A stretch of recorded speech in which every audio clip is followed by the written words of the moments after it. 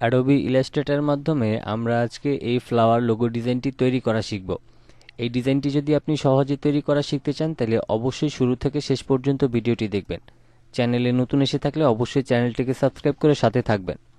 তো সর্বপ্রথম আমি এখান থেকে এটাকে ডিলিট করে দিলাম। এরপর আমরা এদিক থেকে রাইট বাটন ক্লিক করে ইলিপস টুলে যাব। ইলিপস টুলে যাওয়ার পর এদিকে আমাদের হচ্ছে স্টক কালার এবং ফিল কালার রয়েছে। এটাকে আমরা রোটেট করে দিয়ে আমরা স্টক কালারে হচ্ছে আমরা ব্ল্যাক করে দিব। এরপর হচ্ছে আমরা এখান থেকে অল্টার এবং শিফটটাকে ধরে রেখে আমি একটা গোল সার্কেল নিয়ে নিব। তো আমরা এরকম সার্কেল নেওয়ার পর এরপর হচ্ছে আমরা এই সার্কেলটাকে অল্টার এবং শিফট ধরে এটার পাশে রেখে দিব। এটা আমাদের পরবর্তীতে প্রয়োজন পড়বে। এবার হচ্ছে আমরা এদিক থেকে রাইট বাটন ক্লিক করে রেক্ট্যাঙ্গেল টুলে যাব এবং এইখানের যে মিডল পয়েন্ট আছে এখান থেকে আমরা এই মিডল পয়েন্টে এইভাবে করে আমরা একটা শেপ নিয়ে নিব। তো আমি এই শেপটাকে ঠিক এইভাবে করে বসায় নিলাম। এরপর হচ্ছে এই দুইটা শেপকে আমি সিলেক্ট করে আমি যাব উইন্ডোতে। উইন্ডো থেকে আমি পাথ ফাইন্ডারে যাব। পাথ ফাইন্ডারে যাওয়ার পর আমরা প্রথমে এটাকে ইউনিট করে দিব। ইউনিট করে দিলে আমাদের শেপটা ঠিক এইরকম আকারে তৈরি হবে।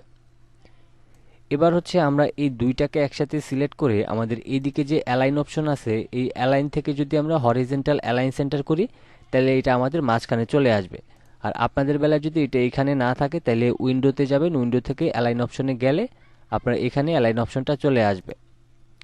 তো এবার হচ্ছে আমার সিলেক্ট করা অবস্থায় আমি এখান থেকে হরিজন্টাল অ্যালাইন সেন্টার করে নিলাম। এবার হচ্ছে এই যে মাঝখানে যে বৃত্তটা এটার মাঝখানে চলে আসলো এইটাকে আমরা সিলেক্ট করে অল্টার এবং শিফটটাকে ধরে রেখে আমরা জাস্ট এটাকে এখানে বসায় নিব। আর এখানে মাঝখানে আমাদের আরেকটা বৃত্ত থাকবে, এটাকে আমরা ডিলিট করে দিব। এবার আমরা দুইটাকে সিলেক্ট করে আমাদের এই যে দিক থেকে যে পাথ ফাইন্ডারটা আছে এখান থেকে আমরা এই অপশনে একটা ক্লিক করে দিলে এখানকার অংশটা আমাদের ডিলিট হয়ে যাবে। এবার হচ্ছে এদিকে আমাদের গ্রেডিয়েন্ট কালার অ্যাপ্লাই করতে হবে। তো গ্রেডিয়েন্ট কালার অ্যাপ্লাই করার জন্য আপনি এখান থেকে গ্রেডিয়েন্ট টুলটা পেয়ে যাবেন, অথবা আপনি চাইলে উইন্ডো থেকে এই গ্রেডিয়েন্ট অপশনে গেলেও এরকম চলে আসবে। তো এবার হচ্ছে আমি এটাকে সিলেক্ট করে আমি এখান থেকে এটাকে ডিফল্ট করে নিচ্ছি এবং এটাকে অবশ্যই আমরা ফিল কালারে দিয়ে দিব। তো দিয়ে দেওয়ার পর আমরা এখন এই যে গ্রেডিয়েন্ট কালারটা এখানে আমরা কালারটা এখানে সেট করব।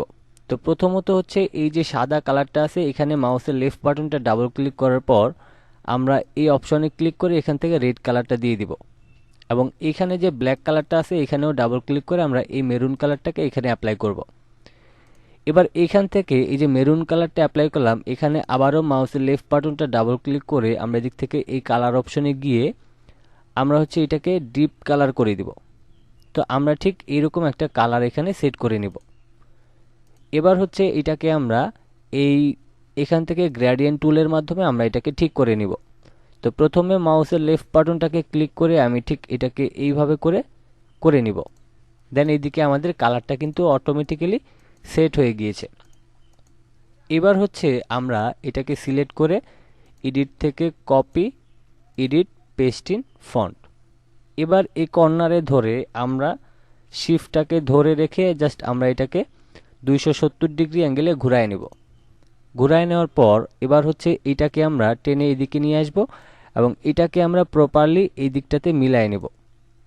তো আমাদের প্রথম শেপটা কিন্তু মিলে গিয়েছে। এবার আমরা দুইটাকে একসাথে সিলেক্ট করে আবারও আমরা এডিট থেকে copy, edit, paste in font. এবার এই কর্নারে ধরে আমরা আবারও শিফটটাকে ধরে রেখে এটাকে এইভাবে ঘুরায় নেব 180 ডিগ্রি অ্যাঙ্গেলে। এবার এটাকে নিচে নিয়ে আসব। নিচে নিয়ে আসার পর আমি এটাকে একদম প্রপারলি মিলাই নেব। দেন আমার ডিজাইন কিন্তু তৈরি হয়ে গেল। এবার এখান থেকে আমি এটাকে জাস্ট এইভাবে করে রোটেট করে নিলাম। তো এইভাবেই চাইলে কিন্তু আপনি সহজেই এই লোগো ডিজাইনটি তৈরি করে ফেলতে পারেন। আশা করছি এই বিষয়টা সম্পূর্ণটা ক্লিয়ার করতে পেরেছি। চ্যানেলে নতুন এসে থাকলে অবশ্যই চ্যানেলটিকে সাবস্ক্রাইব করে সাথে থাকবেন।